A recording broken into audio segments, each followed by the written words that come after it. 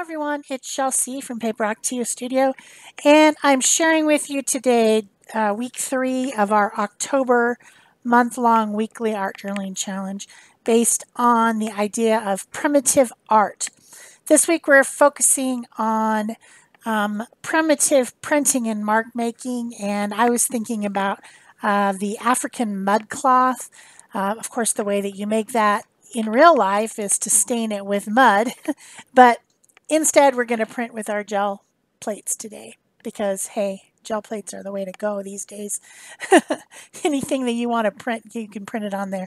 If you don't have a gel plate, you could use a cutting board that has some what's that stuff called, cling wrap over it to try making some monoprints. But really, you should, if you want to print monoprints, you should just get a gel plate. So I've got a 6x6 and a 5x7 here on a plexiglass plate.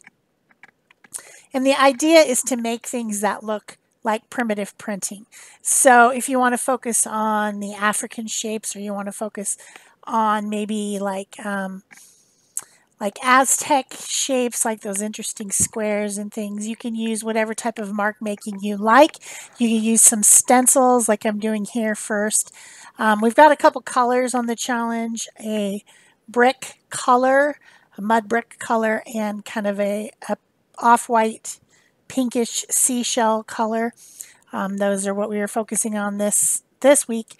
And so you can start out, there's a few different ways you can make gel prints. You can make them in layers by printing one layer, then printing another layer on top of that one, or another one on top of that one.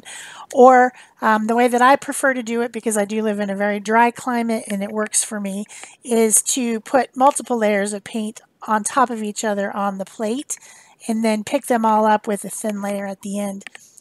Right now I'm cleaning my plate with some baby oil. That kind of cleans and conditions it. Things weren't coming off of the plate. Everything was dried on there, wouldn't come off onto my lifting paper, so I just cleaned everything off. Also, of course, you get those crusty edges, and I cleaned that off. So I started out showing a stencil. I was using one that's got some repeating chevrons on it that I thought looked kind of like mud cloth. If you don't know what mud cloth looks like, you can just look it up on the internet. There's lots of examples of the shapes that are used in that type of printing, primitive printing. This time I'm using a soft tool. This tool is got a silicone tip, and I'm making marks in the wet paint on the plate with things that won't cut it. This one is a plastic palette knife. The metal, not a good choice because you could slice your plate. And once you've put a slice or a hole in your plate, that's going to make a mark every time you use it from then on. So you don't want to make any punctures or holes or slices in it. So I've done a couple different colors, and then I'm using another layer of paint. On this side black, and I'm picking it up on black paper. On that side I used up a little bit of the black, but I'm going to put another color over the top. This Sedona color, which to me is almost exactly the color that's on the challenge page. It's reddish brown brick color. So as you can see, when I pick up the pieces, I end up with marks that pick up with it. I'm still having a little bit of trouble with my plates, everything not peeling off of them, so I'm probably rushing a little bit. So there you can see the marks on the black paper picked up with the black paint. So that's another option. Stencils, mark making. You could also make marks with other things like the caps off of bottles, or an old plastic gift card, or the leftovers of like if you have pills and you pop out the pills, all the pills, and you peel that stuff off the back, those make interesting marks. My third option here is to use acrylic paint markers on the plate. So I again cleaned them off. This time I just wiped everything off with a baby wipe to make sure that there was no leftover paint on there.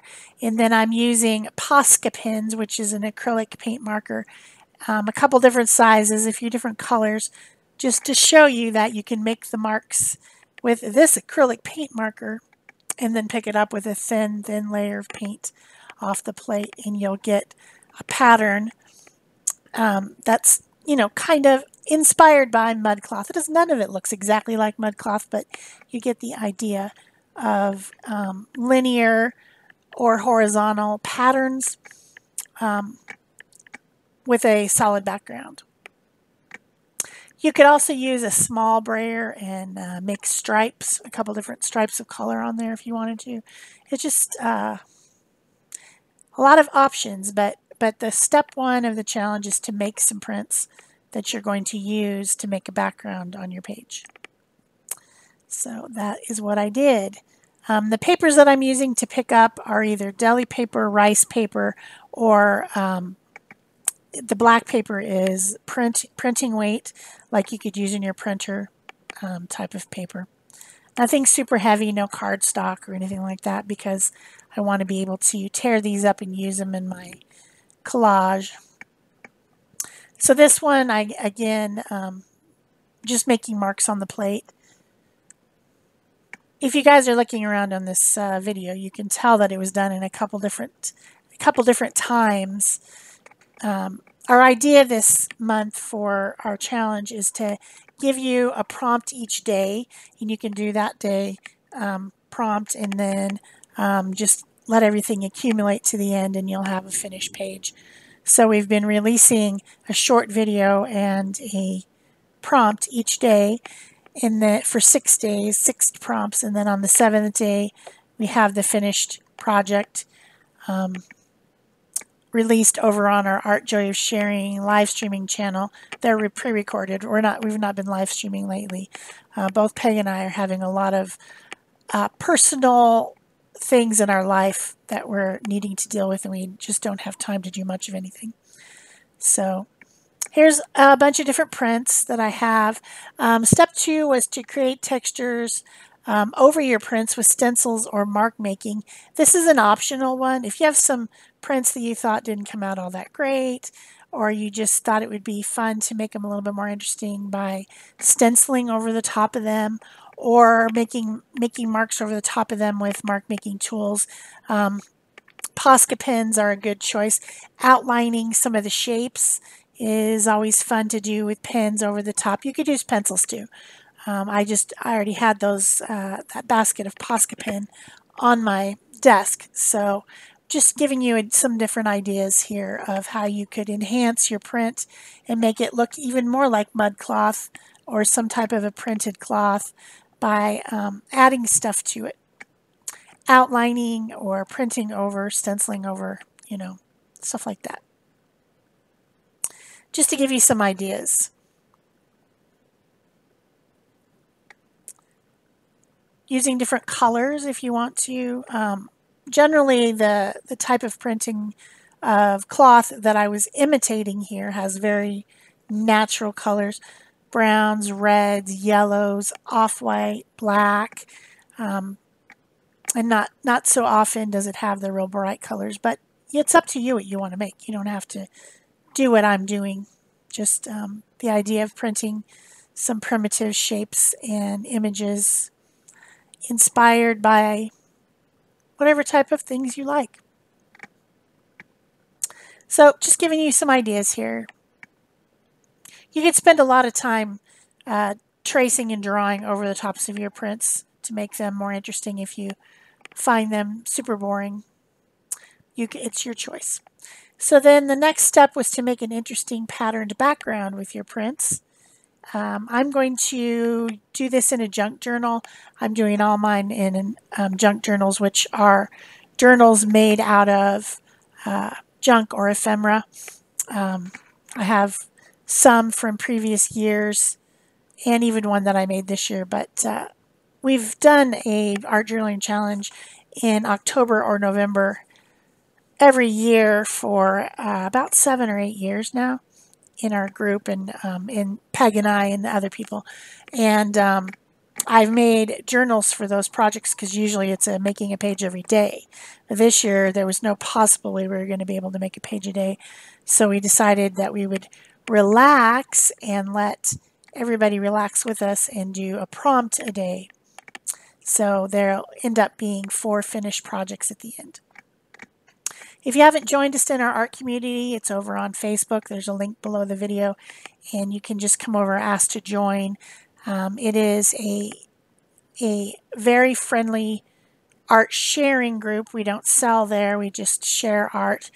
And occasionally we have challenges. Well, we have challenges every month, but occasionally we have larger challenges like this. We always have a art journaling challenge with Step Out, and then also a mood board inspiration challenge every single month. So come and join us over there if you'd like to.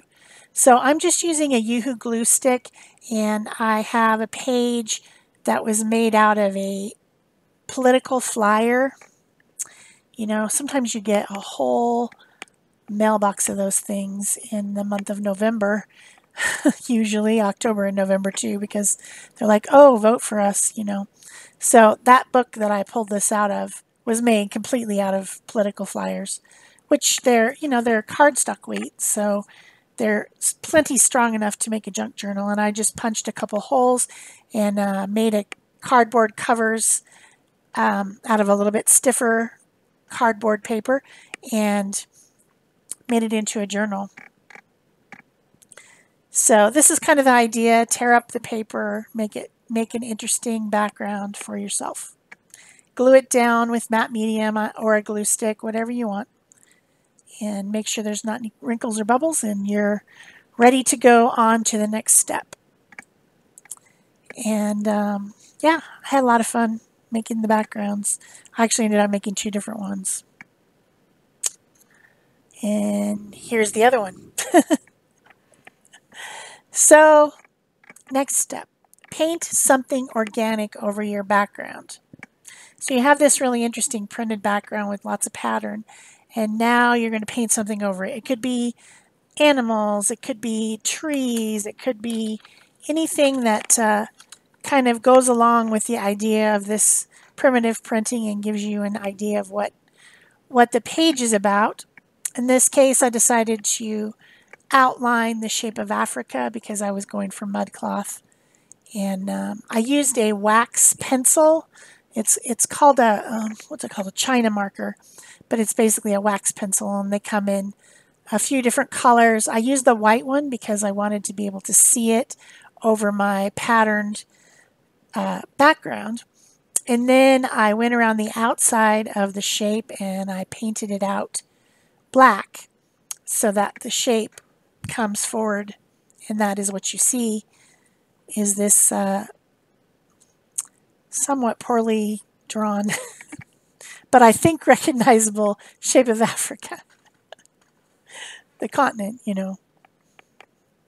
At least from the risk board, I remember that's what it looks like.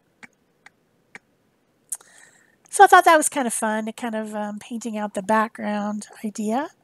And I just used acrylic paint to do that. The next step is to use colored pencils to create colors and textures over the paint. So if you've painted an animal in a solid color, now you can come in with the pencils and draw in its spots or its eyes or whatever it has. Or in this case, I decided to use a stencil that's got a sunshine on it. And I've got a couple different types of pencils. These are the Woodies made by Stabilo. They're like a Stabilo all pencil, except for they're big and fat, designed for children. And they call them a 3-in-1 because you can use them as a pencil, you can use them as watercolor paint because they're highly water reactive.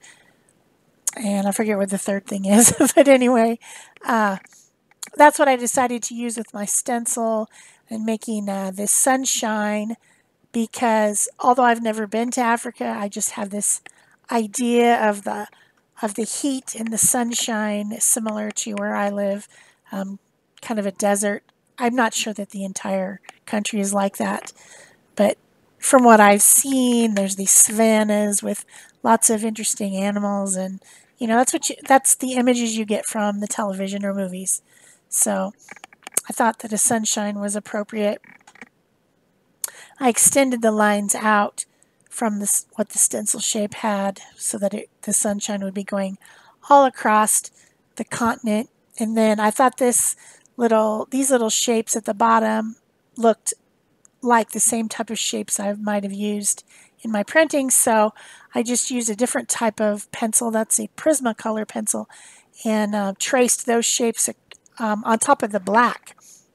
And I thought that looked interesting as well. So just something different to create color and texture over the paint. Then I thought, well, I've got this big thing up in the left-hand corner. I need to balance it by having something in the lower right-hand corner. So I got the black paint out again, and I painted a silhouette of a tree. The types of trees that you see when you see these images of the African savanna, and there's maybe a giraffe standing next to it, and it's, you know what I'm talking about. You've seen it before. So I'm just painting it, freehand painting it. And the last step is to outline some of the shapes with the black pen. So I came back in with both a black Posca and a white Posca fine tip paint pen, and just kind of, well, there I am still using pencil over the top of my tree a little bit. Some green and some brown to add detail to the tree, more texture. But I hope that you have enjoyed week 3. I hope you're playing along with us over in the group. And if you're not, you can just use this slide up at the top at the beginning of the thing, and take a screenshot of that and use it to do this challenge if you'd like to. If you did like this, remember to give it a thumbs up. You can leave me a comment or a question below. Like I said, you can join us over in the art community on Facebook if you want to. And yeah. So I added a little bit of detail lines with this fine black Posca pen. I added some splatter with the white pen. And this page for the primitive printing and mark making week, which was week 3, is pretty much done. Oh, looks like I added some highlights with the white pen too. Who knows? This was actually a few weeks ago when I did this, and now I'm making the video.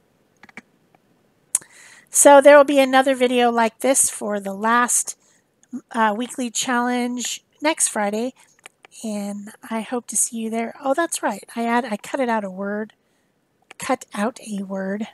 and glued it on there as well. I think it's interesting to learn about other cultures and places, so that's why I put that on my page. Thanks for watching. Bye-bye.